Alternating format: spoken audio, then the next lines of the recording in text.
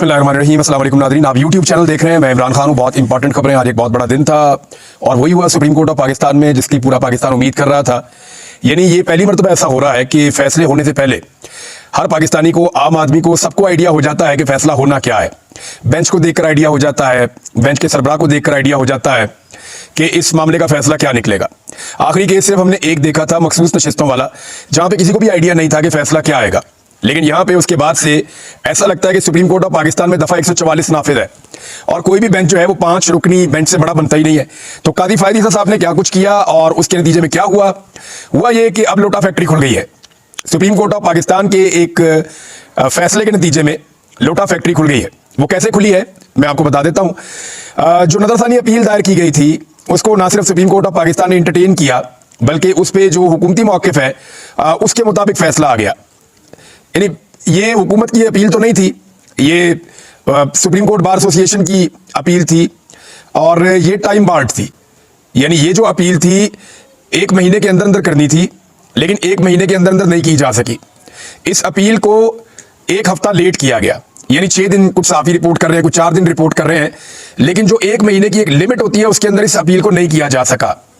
कादी फायद ईसा साहब माजी में बड़ी शद्द और मद के साथ अपने फैसलों में ये लिखते रहे हैं कि जब भी कोई नजरसानी की अपील आएगी या रिव्यू की पटिशन आएगी, अगर वो अपने मुकर्ररा वक्त के बाद आएगी तो उसको अदालत इंटरटेन नहीं करेगी।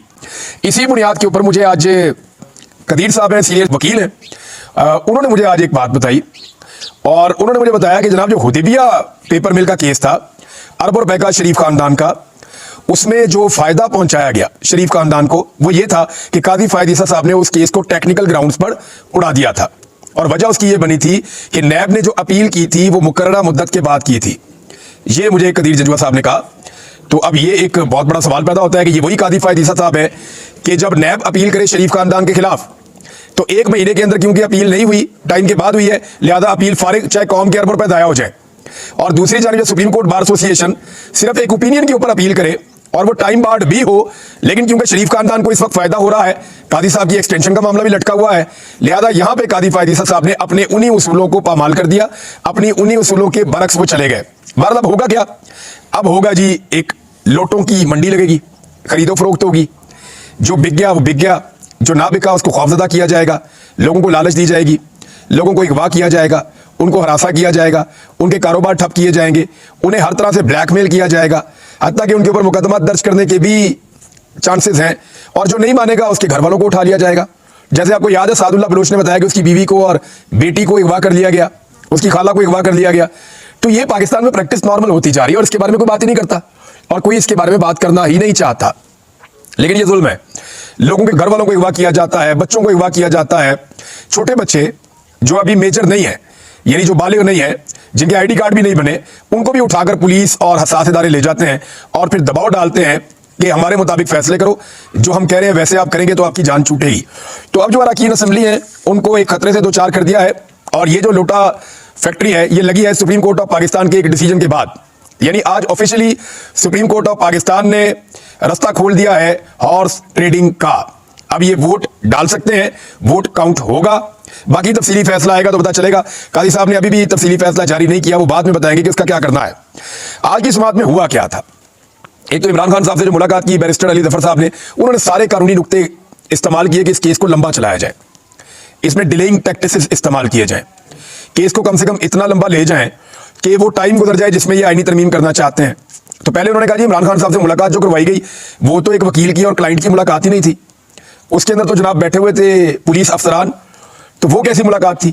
तो उसके ऊपर भी अदालत ने कोई तवज्जो नहीं दी। फिर उन्होंने कहा जी कि इमरान खान साहब वीडियो लिंक के जरिए से खुद इसका हिस्सा बनना चाहते हैं। उन्होंने इस्तदा किया इमरान खान साहब ने अपने वकील के जरिए से कि मैं वीडियो लिंक पर खुद आकर बात करना चाहता हूं।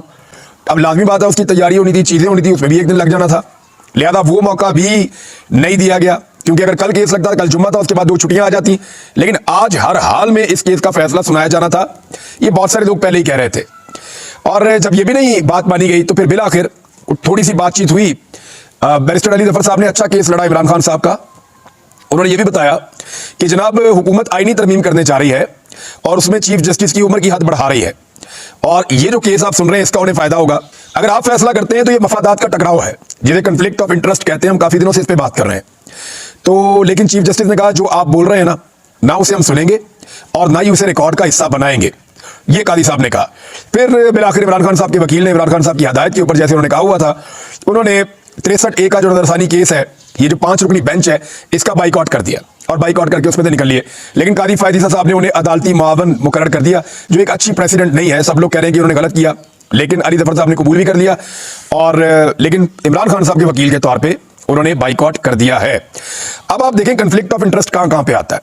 नंबर 1, मर्जी की कमेटी बनाई गई, यानी जो कमेटी केस बेंचेस बनाती है, प्रैक्टिस एंड प्रोसीजर कमेटी, वो कादी साहब ने पहले वो मर्जी की बनाई, उसके बाद अपनी मर्जी का बेंच बनाया। फिर एक जस्टिस मुनीब अख्तर साहब जो उस बेंच में पसंद नहीं आए और उन्होंने एक कानूनी नुक्ता उठाया, उनको एक अजीब तरीके से निकाल के अपनी मर्जी का दूसरा जज भी उसके अंदर शामिल किया। पूरा का पूरा बेंच जो है वो हम ख्याल हो गया। उसके बाद जितने एतराजात आए वो सारे एतराजात मुस्तरद किए गए। तो ये मफादात का टकराव नहीं तो और क्या है। यानी बिलावल जरदारी खुद कह रहे हैं कि जनाब 25 तारीख से पहले पहले आईनी तरमीम लाना होगी, यानी बिल्ली तो थैले से बाहर आ चुकी है। वो तो अपने मुंह से बता रहे हैं कि हमने 25 अक्टूबर से पहले, यानी कादी फायद ईसा साहब की रिटायरमेंट से पहले इस आईनी तरमीम को लेकर आना है। उसके बाद मुश्किल हो जाएगी। मुश्किल इसलिए हो जाएगी ना कि नए चीफ जस्टिस आ जाएंगे, जिसके बारे में शायद ये चाहते हैं कि वो ना आए। कादी फायद ईसा साहब ने एक और नुक्ता भी उठाया, उन्होंने कहा जी ये तो आप जो बातें कर रहे हैं इससे तो आप एक हेडलाइन बना रहे हैं। तो उस पर अली जफर साहब ने कहा जी हेडलाइन तो आज भी लगी है, और वो ये लगी है कि 25 अक्टूबर से पहले पहले ये करना है जी, आईनी तरमीम करनी है। लेकिन कादी साहब ने इसके ऊपर फिर तवज्जो नहीं दी। अब जनाब मंडियां लगेंगी, बंदे काबू होंगे, ये सारा खेल खेला जाएगा। क्या बंदे काबू हो सकते हैं? तहरीक इंसाफ का और फजलुर रहमान साहब का एक बहुत बड़ा इम्तिहान अब शुरू हो गया और ये इम्तिहान उन्हें हर सूरत पास करना पड़ेगा। फजलुर रहमान साहब के 2 बंदे जो हैं वो उनके हाथ से निकल जाएंगे। 2 बंदों के बारे में बहुत कंफर्म किया जा रहा है कि फजलुर रहमान साहब के 2 बंदे उनके हाथ से निकल जाएंगे, लेकिन बाकी 6 बंदे फजलुर रहमान साहब की मुट्ठी में रहेंगे। तो 2 वोट फजलुर रहमान साहब के जा सकते हैं। हुकूमत पहले ही अपने 2 वोट खो चुकी है। हुकूमत को पाकिस्तान तहरीक इंसाफ के कम से कम 7 से 8 या 9 बंदे तोड़ने पड़ेंगे। किसी भी सूरत में उन्हें 8 बंदे तो एटलीस्ट उन्हें 7 से 8 बंदे पाकिस्तान तहरीक इंसाफ के तोड़ने पड़ेंगे। तहरीक इंसाफ के 3 बंदे जो हैं वो अभी तक मशकूक है। एक के बारे में तो बहुत कंफर्मेशन आ गई है, जिनका नाम चौधरी उस्मान है साहिवाल से। जहूर कुरैशी जो है वो बिल्कुल आसरा नहीं करवा रहे अभी तक, और औरंगजेब खिच्ची भी। अब ये 3 बंदे जो हैं ये तो बहुत मशकूक है। इनके अलावा 3-4 बंदे हैं जिनके बारे में कुछ कहा नहीं जा सकता। यही वो यकीन दहानी तो करा रहे हैं कि वो साथ खड़े होंगे पाकिस्तान तहरीक इंसाफ के, लेकिन मैक्सिमम बंदे पाकिस्तान तहरीक इंसाफ ने अपने महफूज किए हैं, महफूज मकामात पे उनको पहुंचाया, और वो कोशिश कर रहे हैं कि कादी फायद ईसा साहब की रिटायरमेंट के दिन तक वो बंदे वहीं पे रहें। अब क्या पाकिस्तान तहरीक इंसाफ अपने सारे बंदों को बचा पाएगी और ज्यादा बंदों को रोक पाएगी? अवामी एहतजाज भी इसके अंदर एक फैक्टर होगा। जिस तरह अवामी एहतजाज होगा, लोग उन शहरों में एहतजाज करेंगे जहां के लोटे हैं, तो उसका इंपैक्ट आएगा। अब इन लोगों को ध्यान में रखना पड़ेगा कि या तो खानदानी सियासत हमेशा के लिए तबाह, या थोड़े अरसे की सख्तियां और उसको झेल लिया जाए। बहरहाल अब जराए ये कह रहे हैं कि हुकूमत ने इस फैसले का सिर्फ वो इंतजार कर रहे थे, और इस फैसले के आते ही फौरी तौर पे जो हुक्मरान जमात है उन्होंने ये तय किया है, हुक्मरान इत्तेहाद ने, कि दोनों ऐवान अब बुला लिया जाए। कौमी असम्बली का इजलास भी बुलाया जाए और सेनेट का इजलास भी बुलाया जाए। मुमकिन तौर पे ये इजलास एतवार या पीर को बुलाया जा सकता है। ज्यादा चांसेस जो है वो सोमवार के हैं, पीर वाले दिन के हैं। या फजलुर रहमान साहब ने एक स्टेटमेंट दिया है, और फजलुर रहमान साहब का स्टेटमेंट जो है वो दलील उनकी अच्छी है, यानी वो लॉजिकल है, और ये बात और भी बहुत सारे लोग कर रहे हैं। फजलुर रहमान साहब ने कहा जी इसको मुअख्खर कर दें आप तरमीम को, कोई आसमान नहीं गिर जाएगा। इससे पहले भी आप लोग हफ्ते और इतवार को कह रहे थे कि अगर तरमीम ना हुई तो आसमान गिर जाएगा, तो एक तारा भी नहीं टूटा, कुछ भी नहीं हुआ। लिहाजा आप रुक जाएं, अभी तरमीम ना करें, पाकिस्तान के अंदर जो है पॉलिटिकल टेंपरेचर उसको नीचे आने दें। एक तरफ हुकूमत के लोग जो हैं वो इल्जामात लगा रहे हैं पाकिस्तान तहरीक इंसाफ पे कि एहतजाज की सियासत क्यों करते हैं। नवाज शरीफ साहब ने भी कल यही बात की, शहबाज शरीफ साहब भी यही बात कर रहे हैं। ख्वाजा आसिफ साहब ने लंबी लंबी ट्वीटें लिख दी कि जनाब उस वक्त जब शंघाई ताउन तंजीम का पाकिस्तान के अंदर इजलास होने जा रहा है, दुनिया भर से रहनुमा आ रहे हैं, मुख्तलिफ गैर मुल्की सरबराह पाकिस्तान के दौरे कर रहे हैं, तो इमरान खान साहब पाकिस्तान को डिस्टेबलाइज करने पर तुल पड़े हैं, और जनाब वो ये उन पर ब्लेम ये किया जा रहा है कि वो इस मौके पर जानबूझ के लोगों को निकाल रहे हैं। तो इसका आसान हल मैं बता देता हूँ, आप तरमीम को मुअख्खर कर दें और इमरान खान साहब एहतजाज को मुअख्खर कर देंगे। देखें, पहले आपको देखना पड़ेगा कि क्या इमरान खान इस हुकूमत को गिराने के लिए एहतजाज कर रहे हैं। तो जी नहीं, इमरान खान साहब इस हुकूमत को गिराने के लिए यह एहतजाज नहीं कर रहे। क्या इमरान खान साहब कोई और उनका एजेंडा है कि फौरी तौर पे वो जेल से बाहर आना चाहते हैं? वो तो पिछले 11-12 माह से जेल में है, तो अगर जेल से बाहर आना उनका मकसद होता तो ये एहतजाज वो पहले कर रहे होते। तो इसका मतलब है वो जेल से बाहर आने के लिए भी एहतजाज नहीं कर रहे। तो इमरान खान साहब ये एहतजाज कर क्यों रहे हैं? वो ये एहतजाज कर रहे हैं एक आईनी तरमीम को रोकने के लिए, जिसको वो आईने पाकिस्तान के ऊपर एक हमला समझते हैं, और वो ये समझते हैं कि बुनियादी इंसानी हकूक खत्म हो जाएंगे और सुप्रीम कोर्ट ऑफ पाकिस्तान जो है वो बहुत कमजोर हो जाएगी। लिहाजा इमरान खान साहब जो है वो इसके खिलाफ निकल रहे हैं। तो हुकूमत अगर चाहती है कि तमाम सरबराहान के दौरे बड़े पुरअमन तरीके से हो और कोई एहतजाज ना हो, पूरा पाकिस्तान उनको वेलकम करे, शंघाई ताउन तंजीम का जो इजलास पाकिस्तान में होने जा रहा है, कॉन्फ्रेंस, वो इंतहाई जबरदस्त तरीके से और बेहतर अंदाज में हो, तो हुकूमत को चाहिए कि आईनी तरमीम को मौखर कर ले। ये कौन सा कोई जिंदगी मौत का मामला है, इसको नवंबर पे ले जाए, आईनी तरमीम को नवंबर पे ले जाए। इरफान सिद्दीकी साहब ने कहा भी है ना, उन्होंने अपने मुंह से कहा है कि आईनी तरमीम तो काजी फायद ईसा साहब की रिटायरमेंट के बाद भी हो सकती है।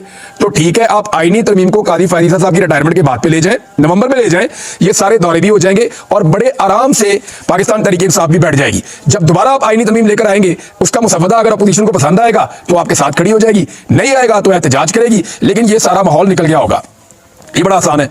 अब इस आईनी तरमीम के खिलाफ जो है ना, बुकला खड़े हो गए, बहुत तगड़े हो गए। बुकला का एक कन्वेंशन होने जा रहा है 5 तारीख को खैबर पख्तूनख्वा में होने जा रहा है, पेशावर में। 4 तारीख को तो इस्लामाबाद डी चौक में जो होना है उसका आइडिया हो रहा है। हुकूमत की कांपें टांगी हुई हैं, सैकड़ों कारकुन गिरफ्तार कर लिए हैं, बहुत सारे जो रहनुमा है पाकिस्तान तहरीक इंसाफ के वो भी गिरफ्तार कर लिए गए हैं। लगातार लोगों के घरों पे छापे मारे जा रहे हैं। जो लोग छुट्टी करके दफ्तरों से घर जा रहे होते हैं उनको रास्ते में पकड़ के पुलिस गिरफ्तार कर लेती है और जगह जगह पे रुकावटें खड़ी कर दी गई हैं। 4000 की इजाफी नफरी बुला ली गई है, रेड जोन को रेंजर्स के हवाले कर दिया गया है और बहुत बड़े पैमाने पर रुकावटें लगाई जा रही हैं। आंसू गैस की शेलिंग और हर चीज का बंदोबस्त किया गया है। क्या ये सारा कुछ करके रोका जा सकता है? अली अमीन गंडापुर साहब ने कहा कि मैं तो पहुंचूंगा, और उनके जो तर्जुमान है बैरिस्टर साहब, उन्होंने साफ कहा कि अली अमीन गंडापुर हर हाल में डी चौक पहुंचेंगे, कुछ भी हो जाए, सारी रुकावटें अबूर करेंगे। पब्लिक के अंदर जो पैशन है, जो दिखाई दे रहा है, क्योंकि लोग भी इसको एक आखिरी मौके की तरह ले रहे हैं। लोगों को आइडिया है कि अगर लोग इस वक्त अदलिया के साथ खड़े ना हुए, लोगों ने इस वक्त अदलिया का साथ ना दिया, आईने पाकिस्तान के साथ खड़े ना हुए, तो फिर ये लड़ाई बहुत लंबी चलेगी। और जितनी मेहनत इमरान खान साहब ने की है, या जो लोग भी जमहूरियत पसंद हैं, जिन्होंने मारें खाई, जिन्होंने जेलें काटी, जिन्होंने तकालीफ बर्दाश्त की, जिन्होंने 8 फरवरी को खतरात के बावजूद निकलकर जाकर लाइनों में खड़े होकर सारा सारा दिन वोट दिया, उन सबकी मेहनत जाया हो जाएगी अगर इस्लामाबाद रावलपिंडी के शहरी ना निकले और डी चौक में पाकिस्तानी ना पहुंचे तो फिर ये मेहनत जाया होने वाली बात है। अब लोग जो है इस बात को समझते हैं और एक अंडरग्राउंड कैंपेन चल रही है बड़ी खौफनाक किस्म की। अब देखते हैं कि कल सुबह से लेकर शाम तक हम क्या मनाज़िर देखेंगे और क्या सूरत-ए-हाल देखेंगे पूरे पाकिस्तान में, स्पेशली इस्लामाबाद में और डी चौक में। ये तो वही पता चलेगा कि इस्लामाबाद के अंदर पाकिस्तान तहरीक इंसाफ का 3 लाख से ज़्यादा वोटर है, और अगर 3 लाख से ज़्यादा वोटर उसका 10% भी निकला है ना, तो पुलिस की दौड़ें लग जाएंगी। पाकिस्तान की पुलिस में इतनी कैपेसिटी नहीं है, और मैंने देखा है उनको, जहां पे उनके सामने उजामत होती है वहां पे वो भाग जाते हैं और लोगों के ऊपर ब्रूटल तशद्दुद। याद रखें, पुलिस गोली कब चलाती है? पुलिस गोली तब चलाती है जब वो बेबस हो जाती है, और पुलिस ने बार बार गोली चला के बताया कि वो बेबस हो गई है, और बार बार वो बेबस होती है। अब ये एक तरफ चल रहा है कि पूरे पंजाब में ऐसा लगता है कर्फ्यू लगा हुआ है, लाहौर में भी जो है वो दफा 144 लगा दी गई है।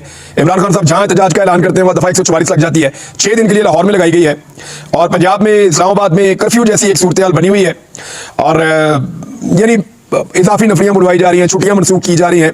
एक ऐसा लगता है कि इमरजेंसी है और हर हाल में ये तरमीम पास करवानी है इन्होंने, जो मर्जी हो जाए। इस्लामाबाद की तीनों वकला तंजीमों ने भी एक बहुत बड़ा ऐलान कर दिया है। ये बहुत बड़ा ऐलान है। इसमें हाई कोर्ट बार है, इस्लामाबाद डिस्ट्रिक्ट बार है और इस्लामाबाद बार काउंसिल है। इन्होंने कहा हम मुस्तरद करते हैं इस आईनी तरमीम को, इसको रोकने के लिए मुकम्मल तौर पे हम मुज़ामत भी करेंगे। सुप्रीम कोर्ट के इख्तियारात जो है, अगर ये आईनी तरमीम आ गई तो एक सेशन कोर्ट के इख्तियारात के बराबर रह जाएंगे। साथ ही उन्होंने ये कहा कि ये 6 जजों को ठिकाने लगाने का बंदोबस्त किया गया है, जिन्होंने खत लिखकर तहफ्फुज़ात का इजहार किया। चीफ जस्टिस इस साजिश में सहूलतकार का किरदार अदा कर रहे हैं। कादी फायद ईसा साहब पे बड़ा संगीन एलिगेशन आया इस्लामाबाद की वकला की जानिब से। उन्होंने कहा जी कि हम 7 तारीख को दिन 11 बजे ऑल पाकिस्तान वकला कन्वेंशन को इस्लामाबाद में बुला रहे हैं। यानी ये सारे वकला पहुंचेंगे, हफ्ते वाले दिन वहां पे कन्वेंशन करेंगे, जुमे को पहुंचेंगे, हफ्ते को पेशावर में कन्वेंशन करेंगे, एतवार को पहुंचेंगे इस्लामाबाद, और पीर वाले दिन जो है वो इस्लामाबाद में कन्वेंशन करेंगे। तो ये एक तहरीक बनती चली जा रही है। वकला ने यह कहा, और सदर इस्लामाबाद हाई कोर्ट बार है, उनका ये स्टेटमेंट है। उन्होंने कहा कि जस्टिस मुनीर के पैरोकारों के मरने के बाद भी हम उनका एहतसाब करेंगे, उन जजों का जो आईनी अदालत में आएंगे उनका हम घेराव करेंगे।